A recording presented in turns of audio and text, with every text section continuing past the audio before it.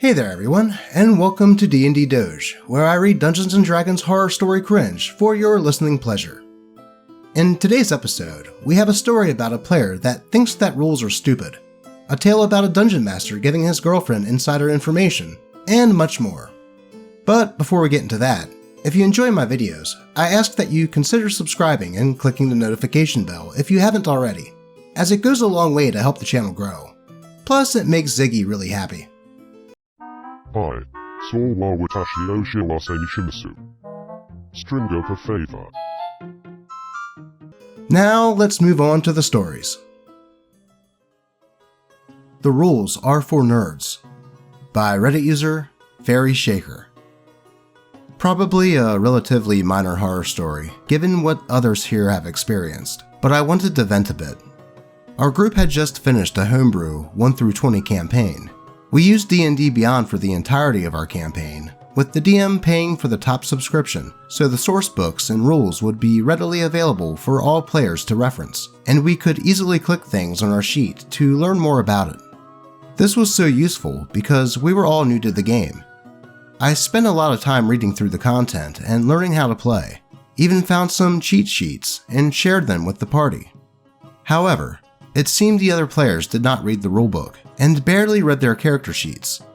The DM and I often stepped in to try to help them, but were often waved off with something along the lines of, "Why would I read that?" This is just to give some background, but playing the campaign with them was a horror story in its own. To help scratch the itch of not having any more D&D, the DM and I were playing around with different builds, creating characters on D&D Beyond, with the DM shared content for fun and theory crafting. One of the players came into the voice chat and asked what we were doing, as we were laughing over the silly builds we've made. We explain, and the player starts mocking us, calling us nerds because we care about the rules of the game for some reason.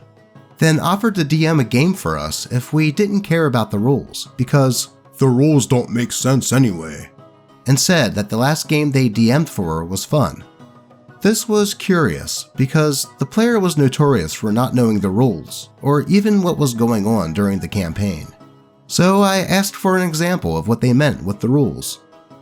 They pointed to their campaign character as an example, who happened to be a monk and sorcerer multi-class.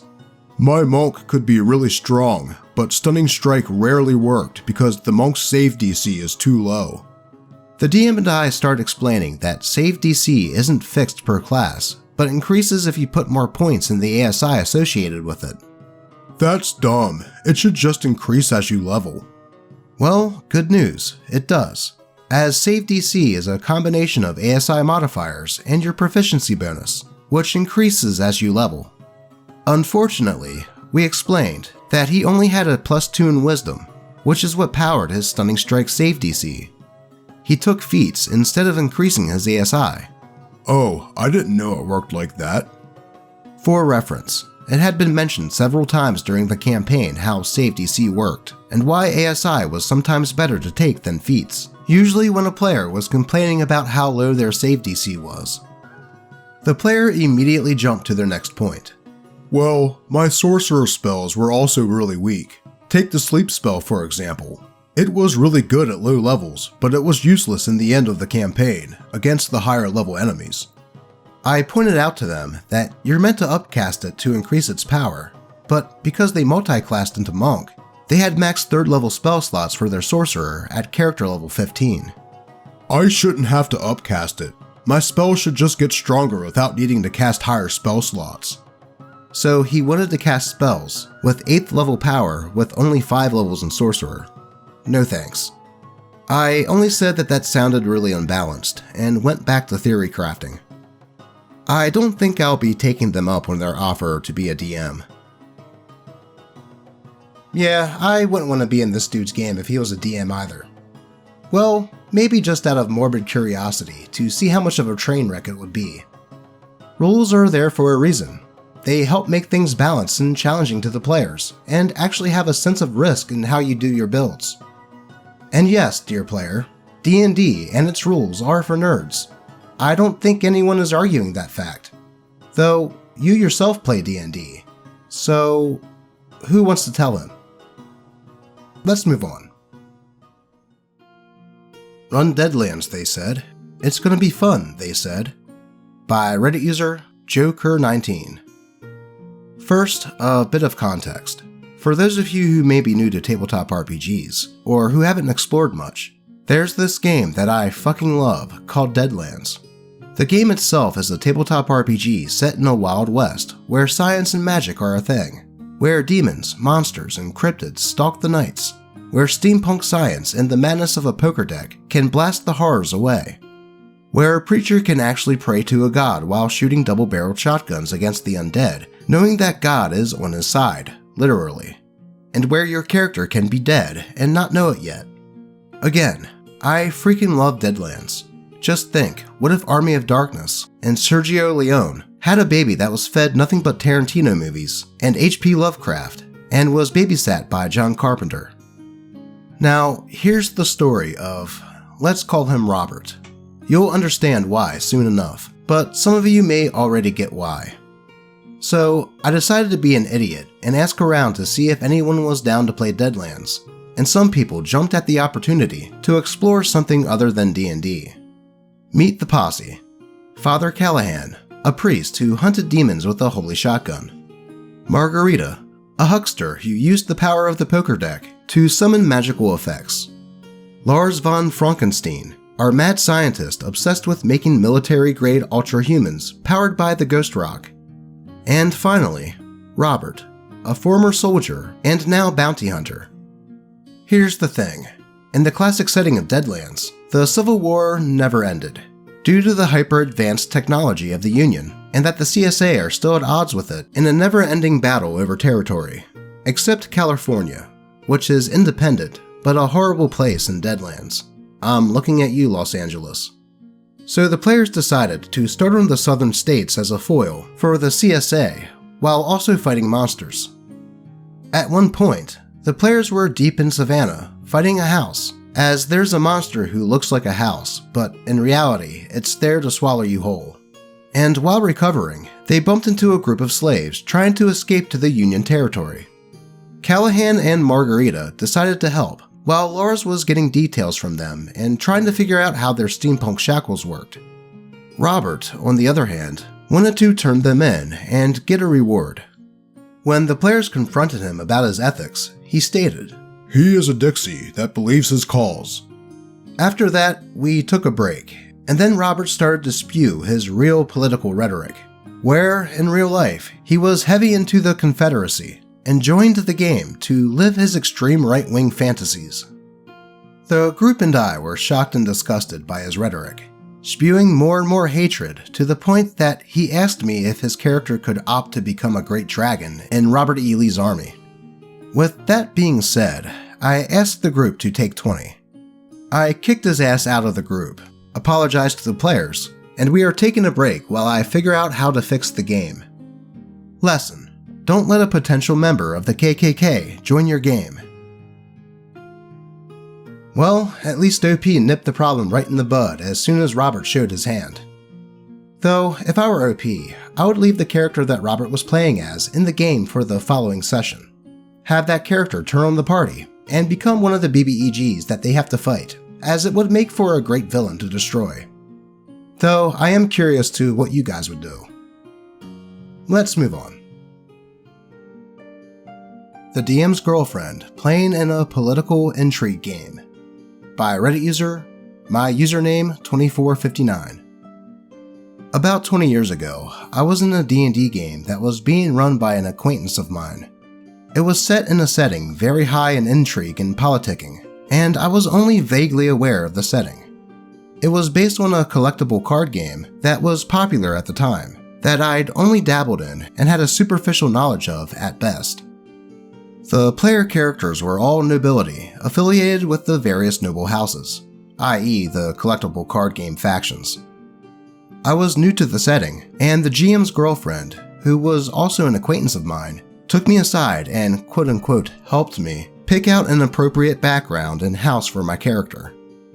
Of course, she had me choose a house with virtually no political power, that was very weak, and totally beholden to the great houses for everything.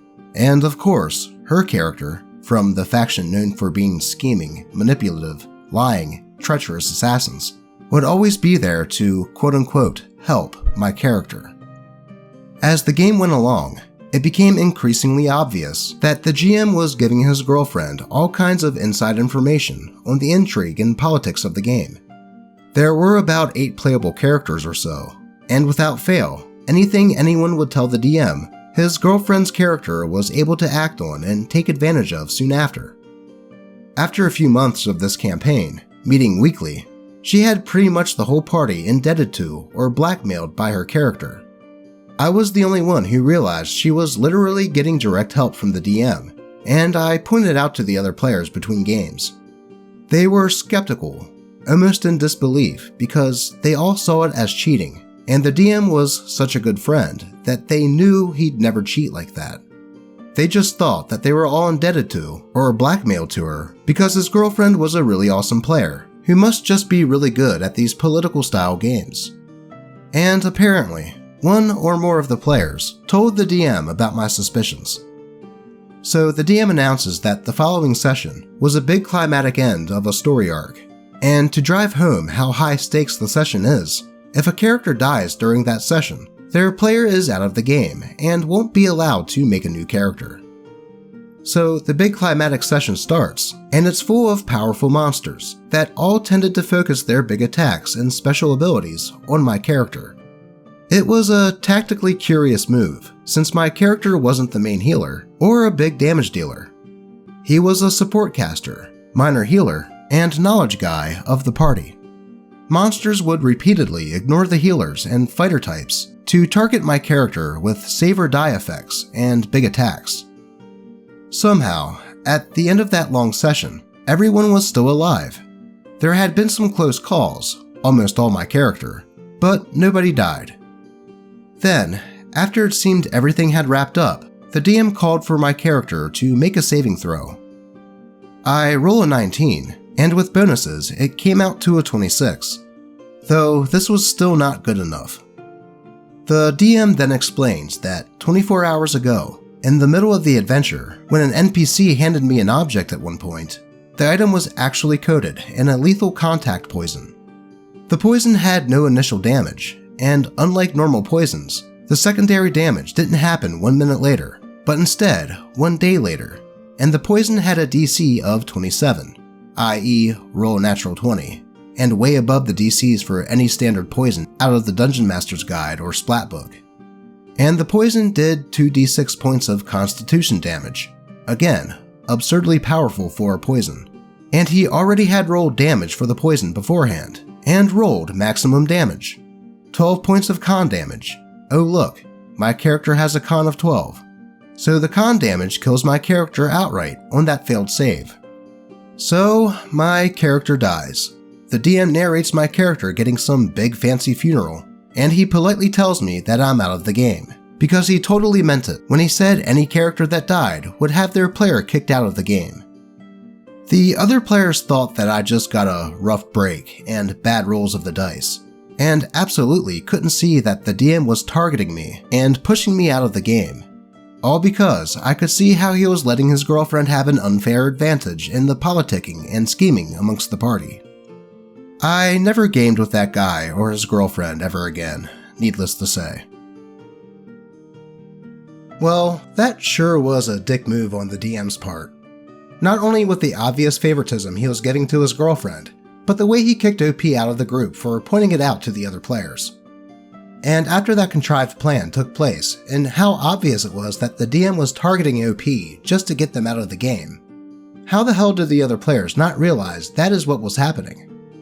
They were either too oblivious, or they knew what was happening and wanted OP out as well, since they thought that OP was rocking the boat with the complaints. Perhaps this could have all been avoided if everyone talked to each other as a group, instead of behind each other's backs. Though I guess they kind of brought the politicking into the real world with the way they were handling things. And before we get into the last story of the day, I hope that you're enjoying the video, as much as Lucky and Alice like their new toy.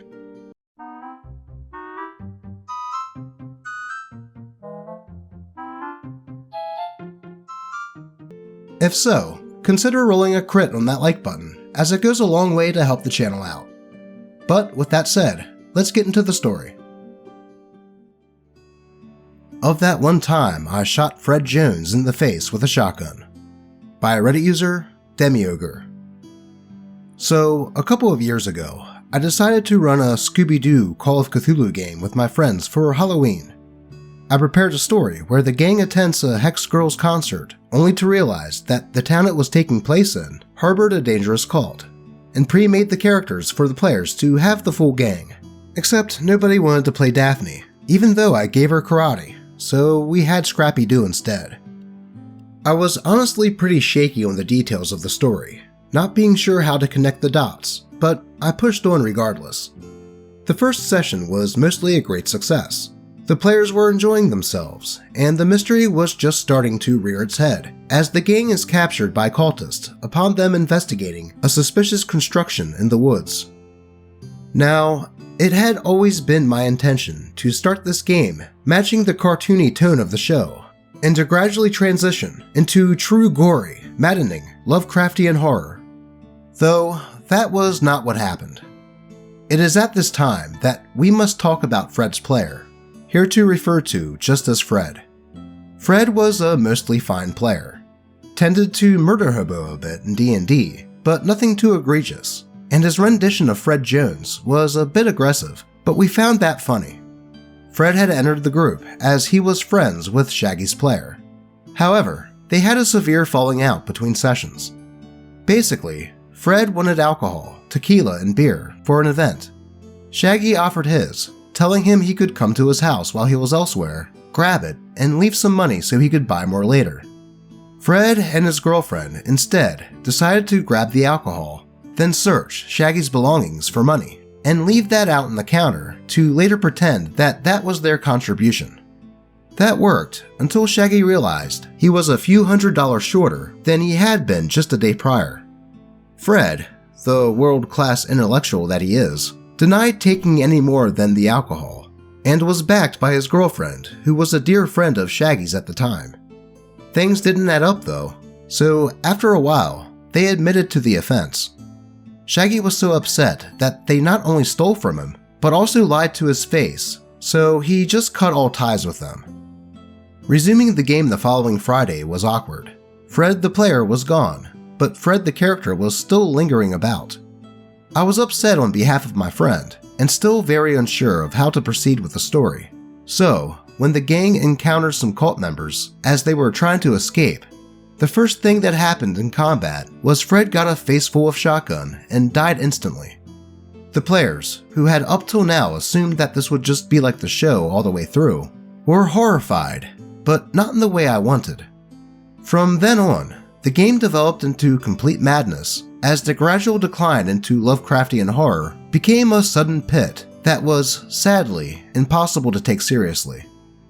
Highlights include Shaggy violently shitting into a bucket to create a trap for some pursuing cultists, and Velma summoning a dimensional shambler by accident.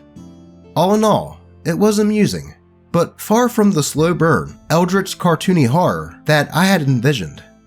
Perhaps not all that bad in comparison to some tales here, but certainly my worst showing as a GM. TLDR, when a player stole money from and then lied to a friend of mine, I made the poor decision to kill his character, Fred Jones from Scooby Doo, with a shotgun, thus spiraling the game into utter chaos.